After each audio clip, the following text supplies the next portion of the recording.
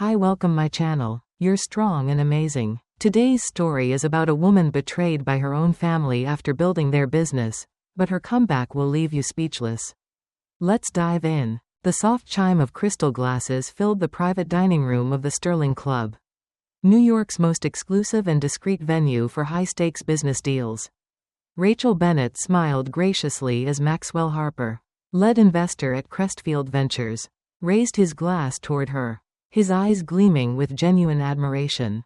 To Bennett and Company, and to Rachel, the visionary who turned a neighborhood bakery into a national brand, he said, his voice carrying easily over the gentle hum of conversation and clinking glasses. A wave of pride swelled in Rachel's chest as the others echoed Maxwell's toast, raising their glasses of champagne. At that moment, everything she had fought for, the sleepless nights, the sacrifices, the years of hard work, felt like it was finally being recognized.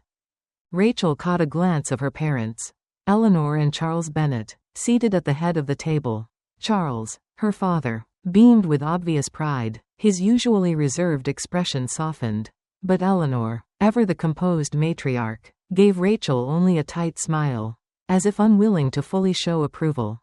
The $10 million investment deal had been a long battle, months of pitch meetings, negotiations, and due diligence. And now, Rachel was finally securing the capital that would take Bennett & Co. Artisan bakery from a regional name to a national force in the gourmet food space. I remember when this was just a quaint little bakery on the corner of 7th Avenue, said Olivia Ford, Maxwell's partner and a key decision-maker in the deal, smiling warmly. Now you're looking at distribution in every major city on the East Coast. That's no small feat, Rachel. Rachel smiled back, her fingers lightly grazing the edge of her champagne glass. It's been a long journey, she said, glancing at her parents, but worth every moment. Just as she finished speaking, Eleanor leaned in, her voice low but deliberate, cutting through the celebratory air like a razor. Of course, dear, and when Daniel returns from Europe next month, I'm sure he'll be ready to take over as CEO and continue growing the company. Rachel froze for a moment, her smile faltering. The words hit her like a punch to the stomach. She blinked, glancing quickly at the investors to see if they'd caught what was said. Maxwell and Olivia exchanged glances, sensing the sudden shift in the room's energy. I'm sorry, Eleanor, what was that? Maxwell asked, his brow slightly furrowed, though his tone remained polite. Oh, nothing official, of course, Eleanor said smoothly, waving a manicured hand as though brushing away a stray crumb. Just family talk. Daniel's always had a strong head for business. His MBA from London and all. Naturally, he'll be ready to step in and help guide the company with Rachel. Rachel's throat tightened. She forced a smile as she picked up her glass again, though her hands trembled slightly. For now, she said, voice carefully neutral, I'm still CEO, and excited to lead us through this next chapter. But inside, as she watched her mother sip her champagne with a knowing smile, Rachel realized that her fight wasn't over, it had only just begun. 8 years ago, Rachel Bennett had stood in her sleek Manhattan office, staring out at the skyline she had worked so hard to conquer. She was on track to become a senior marketing executive at one of the city's top firms, making more money than she ever thought possible. But all of that changed the day her father, Charles Bennett, called her in a panic. Their family bakery, Bennett & Company, the business her parents had poured their lives into for over 2 decades, was on the verge of collapse. A disastrous expansion, paired with rising rents and competition from corporate chains, had pushed them to the edge of bankruptcy. We're 3 months from shutting down, her father had whispered on the phone, his voice broken in a way Rachel had never heard before. Everyone thought she was crazy when she walked away from her high-paying job to save a crumbling bakery. Her colleagues had tried to talk her out of it. You're leaving to sell muffins? Her boss had asked, incredulous. Even Daniel, her younger brother, then finishing his MBA, had laughed at her decision. Maddie, you can't save a sinking ship, he'd told her dismissively. Cut your losses and let them move on. But Rachel couldn't walk away. Bennett & Company wasn't just a business, it was her parents' legacy. The place where she'd spent countless hours as a child, watching her mom perfect recipes and her dad greet loyal customers by name. The first 2 years nearly broke her.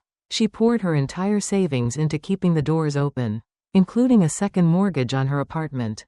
She worked 16-hour days, running the counter by day, crunching numbers by night. Rachel redesigned every aspect of the business. She cut unprofitable products, sourced better ingredients at lower costs, and rebranded the bakery into an upscale artisan brand with a story people wanted to buy into.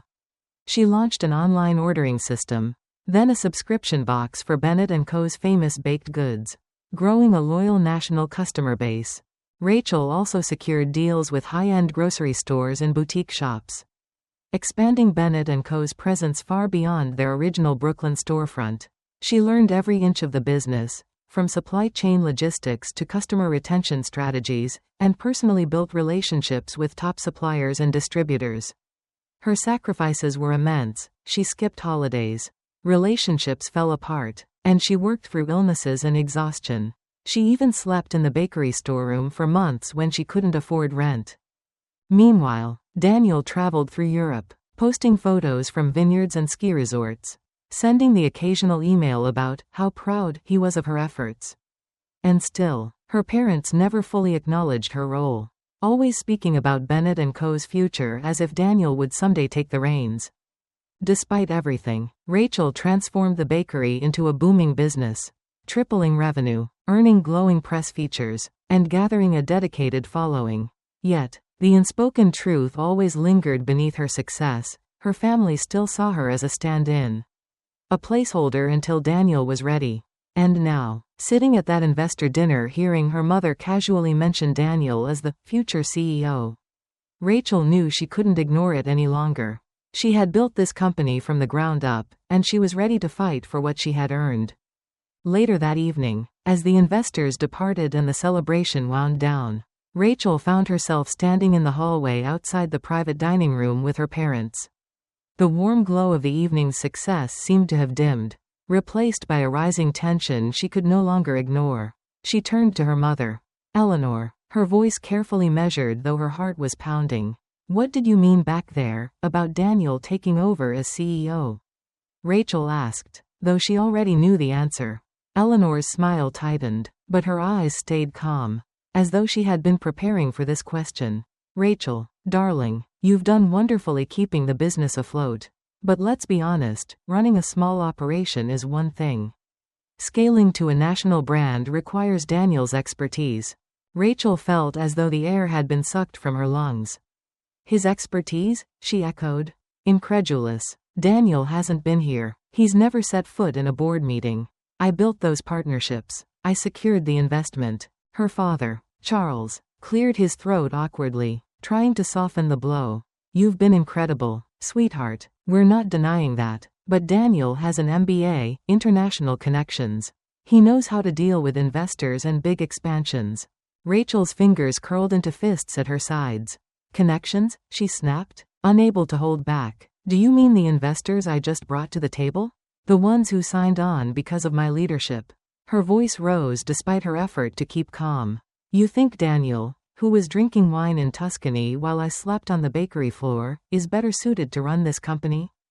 Eleanor's expression hardened. "It's not about what you've done, Rachel. It's about what's right for the family. Daniel is the future of Bennett & Co. That was always the plan." Rachel stared at her mother in disbelief, her pulse pounding in her ears. "So that's it? I was just holding his place?" she whispered, the weight of the betrayal sinking in. Charles reached out as if to comfort her, but Rachel stepped back, her eyes filled with cold determination. "No," she said firmly, "I've given everything to this company. If you think I'm just going to step aside, you're wrong." Without waiting for a response, she turned and walked away, her mind already racing with what she had to do next, because if her family wanted a fight for control, she was ready to give them one. Rachel didn't sleep that night. She sat in her small apartment, city lights flickering beyond her window, her mind spinning with anger and determination. Everything she had poured into Bennett & Company, all her sacrifices and victories, couldn't just be handed over to Daniel because of some outdated family tradition.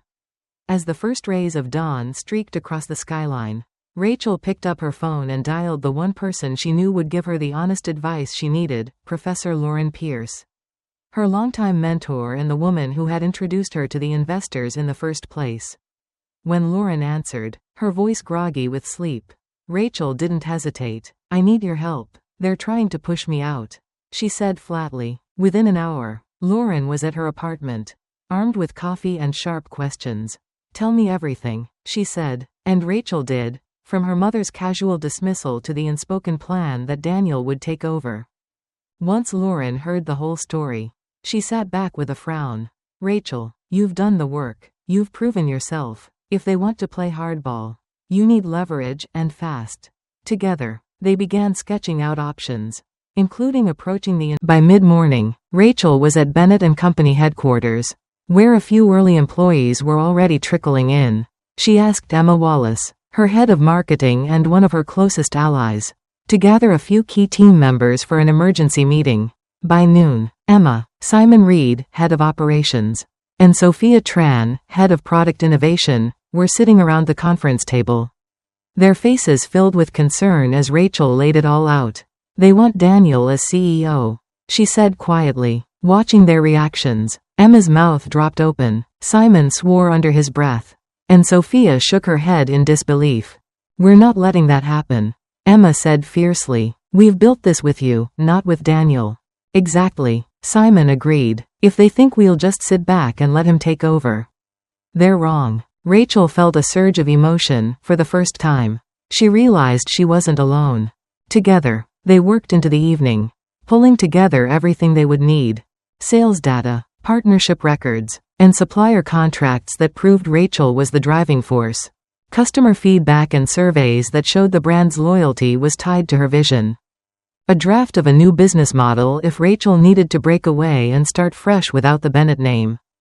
As she looked around at her loyal team, Rachel felt something she hadn't in days: hope. "If my family wants to treat me like a placeholder," she said, her voice firm, "then they can watch me walk away and take the heart of this company with me." By Sunday morning, Rachel was standing outside the glass conference room at Crestfield Ventures, holding a thick portfolio of documents in one hand and a tablet in the other. She took a deep breath, straightening her blazer as she watched Maxwell Harper, Olivia Ford, and two other senior partners gather inside. Her heart was pounding, but her resolve was set. This wasn't just about saving her role, it was about standing up for everything she had built.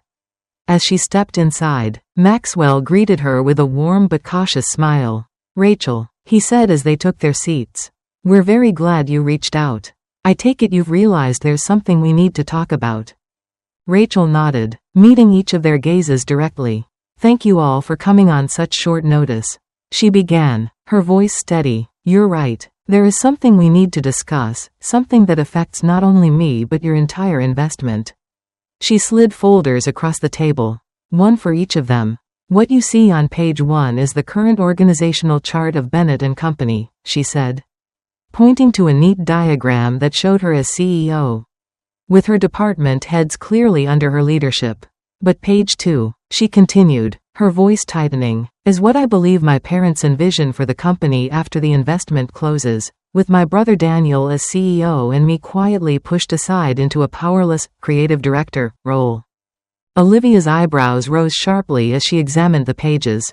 Maxwell's face darkened, a muscle in his jaw working. "This is not what we agreed to," he said slowly, glancing at his partners. "I know," Rachel said, "which is why I'm here. I wanted you to hear the truth directly from me. Everything you've seen, the growth, the national partnerships, the online expansion, was driven by me.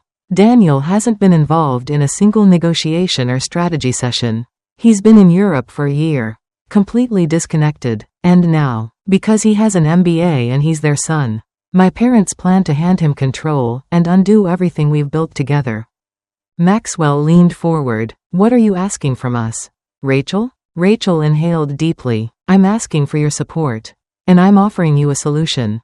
If they insist on bringing Daniel in as CEO, I'm prepared to walk away and start a new company, one that will continue what I've built.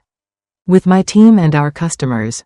She tapped her tablet, bringing up a slide deck she had worked on all night. "This is my proposed new venture, a bakery and gourmet brand focused on the same artisan principles. Using the same supplier relationships I've developed personally. All of our subscription customers. All of our distribution partners, they work with me. Not the Bennett name. Olivia and another partner. Diane. Flipped through the materials, growing visibly more intrigued. You've really thought this through. Diane murmured. Rachel nodded. I've been quietly preparing for this possibility for years because I've always known. Deep down, that my parents would never see me as the rightful leader. But my team does, and I refuse to be sidelined after everything I've sacrificed. Silence fell over the room for a long moment. Then Maxwell sat back, a thoughtful expression on his face. Rachel, he said finally, you've built the value we invested in. We invested in you, not just a name on a storefront. What you're offering makes sense, if it comes to that.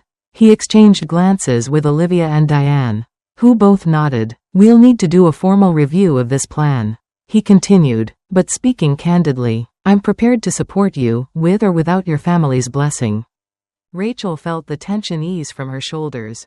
A surge of relief and empowerment replacing the fear.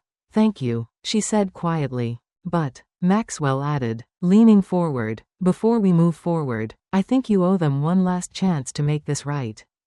Rachel nodded, already knowing what she had to do. I'll talk to them tonight.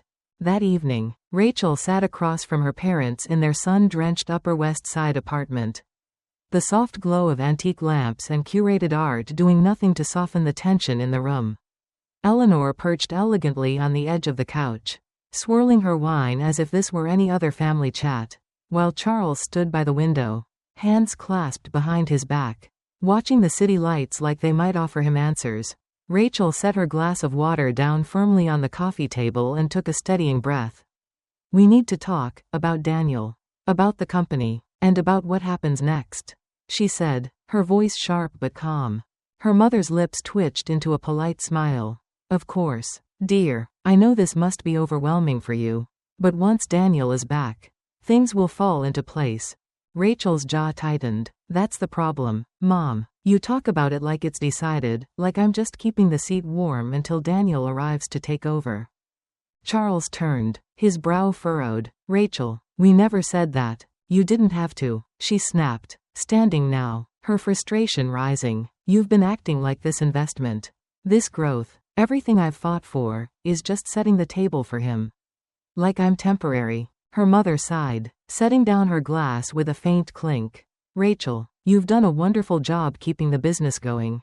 But scaling nationally? That's a different game. Daniel has the education and the connections. I built those connections, Rachel fired back, her voice rising before she reined it in. Do you think Crestfield Ventures signed a $10 million deal because of Daniel's diploma? I made that happen. I restructured the business, secured national partnerships, built the online model, alone. Where was Daniel when I was maxing out credit cards to make payroll? Where was he when I was sleeping in the bakery storeroom because I couldn't afford rent?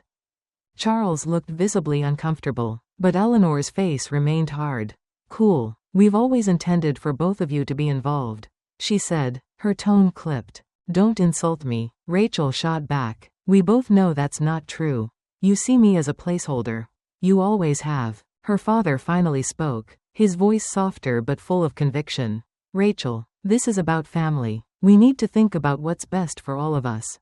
Rachel shook her head, her heart pounding. No, this is about control, about tradition, about giving Daniel the crown because he's your son, not because he earned it. There was a heavy silence as her words hung between them. Then she leaned forward, her eyes sharp. Here's what's going to happen. I've met with Crestfield. They know everything, and they made it clear, their investment is in me, not in the Bennett name, not in Daniel, so you have a choice. Either you accept that I will continue as CEO, with full authority, or I walk, and I take my team, our contracts, and the investors with me. Eleanor's eyes widened slightly, but she quickly recovered. You wouldn't. I would, Rachel said firmly, and I have a fully developed plan ready to go, should I need it, so think very carefully. Charles let out a long breath, glancing at Eleanor, who looked pale for the first time. Rachel, he began slowly, surely there's a way to compromise. I've compromised for 8 years. Rachel cut in, her voice steel. Now it's your turn. I won't let you erase everything I've built. The silence that followed was deafening. For the first time, Rachel saw fear in her mother's eyes, the realization that she wasn't bluffing. And in that moment, Rachel knew the power had finally shifted. The next morning, Rachel arrived at Bennett & Company headquarters earlier than usual. The air felt thick with anticipation as she stepped off the elevator. Her team already gathered, waiting for the outcome of what had become an undeniable power struggle. Her phone buzzed with a message from Maxwell Harper, confirming that Crestfield Ventures was prepared to move forward, but only if Rachel remained CEO. It was the confirmation she needed. But now came the hard part, facing her family one last time. At exactly 8:30 a.m., Eleanor and Charles Bennett walked into the office. Unlike their usual composed, superior demeanors, both looked tired and wary, as though they'd finally realized the cost of their gamble. They were followed closely by Daniel, impeccably dressed in a tailored suit, wearing a confident smirk that Rachel found more irritating than intimidating. The tension was palpable as Rachel gestured toward the conference room, where the investors were already waiting. "Let's get started," she said crisply. Once everyone was seated, Maxwell opened the meeting, his voice steady but firm. "Before we proceed with finalizing this investment, we need clarity on one point: leadership. Our commitment was based on Rachel's proven track record. Any changes to that role would affect the deal." A heavy silence fell. Charles shifted uncomfortably, while Eleanor looked visibly shaken but was trying to maintain composure. Daniel leaned forward, as though ready to object. But Rachel spoke first, her gaze unwavering. "I've made my position clear," she said. "This company became what it is because of the work I've done. I will continue to lead, or I'll leave and take our team and the investors with me." Eleanor glanced at Charles, her mouth opening as though to protest. But Charles gently reached over, stopping her with a hand on her arm.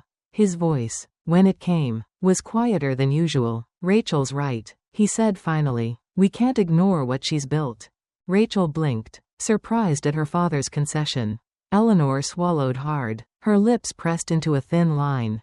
"If this is truly what you want," she said, her voice tight with unspoken defeat, "then we'll support it." It wasn't a warm acceptance, but it was enough. Rachel nodded, the weight of 8 years of struggle lifting slightly from her shoulders. "Good," she said simply. "Then let's move forward, on my terms." As Maxwell began outlining the next steps, Rachel finally allowed herself to breathe, knowing that, for once, her voice had been heard and respected. 2 months later, Rachel Bennett stood in the gleaming new offices of Bennett & Company, watching as her team gathered around a long conference table. The morning sunlight poured through the floor-to-ceiling windows, casting a warm glow over the space, a reflection of the company's fresh start under her undisputed leadership. As she sipped her coffee, Rachel took a quiet moment to reflect on how far she had come. The memory of that tense boardroom showdown was still vivid, but now, instead of anger or pain, it filled her with pride. For the first time, she had taken complete ownership of her work and future, and no one could take that away from her. After that fateful meeting, her parents had stepped back from day-to-day operations, becoming figureheads and brand ambassadors, roles Rachel had agreed to out of respect for their legacy. But with clear boundaries, Daniel, stripped of any real authority, was now Vice President of Business Development, a title that sounded impressive but was effectively symbolic.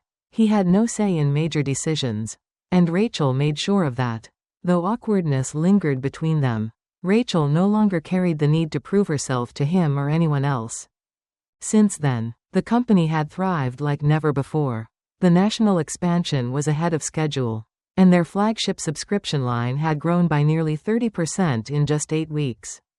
Major retailers were clamoring to stock Bennett & Co.'s signature products, and Rachel had launched a new collection of artisan baked goods that quickly became bestsellers. The team she had built, Emma, Simon, Sophia, and dozens of others who had stood with her, remained fiercely loyal. Energized by Rachel's clear vision and leadership. As Rachel glanced around the office, she saw her team laughing together, energized, brainstorming ideas for their next product launch. This was what she had fought for, a company that reflected her values, her hard work, and her dreams. She no longer needed her family's approval. She had earned the respect of the people who mattered most, her team, her investors, and her customers. Rachel's phone buzzed on the desk, a message from Maxwell Harper. Simply reading, "Congratulations on breaking last month's revenue record. Proud to be part of this journey." Smiling, Rachel set the phone down and looked out the window at the city skyline. There was still so much to do. But now, she wasn't weighed down by uncertainty or doubt.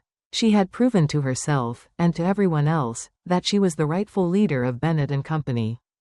Taking a deep breath, Rachel gathered her notes for the morning's strategy meeting. "All right, everyone," she called out, smiling as her team turned to listen. "Let's talk about where we're going next, because this is just the beginning." And as her team leaned in, ready to follow her lead, Rachel knew she had finally claimed her place, not just as a CEO, but as the architect of her own destiny.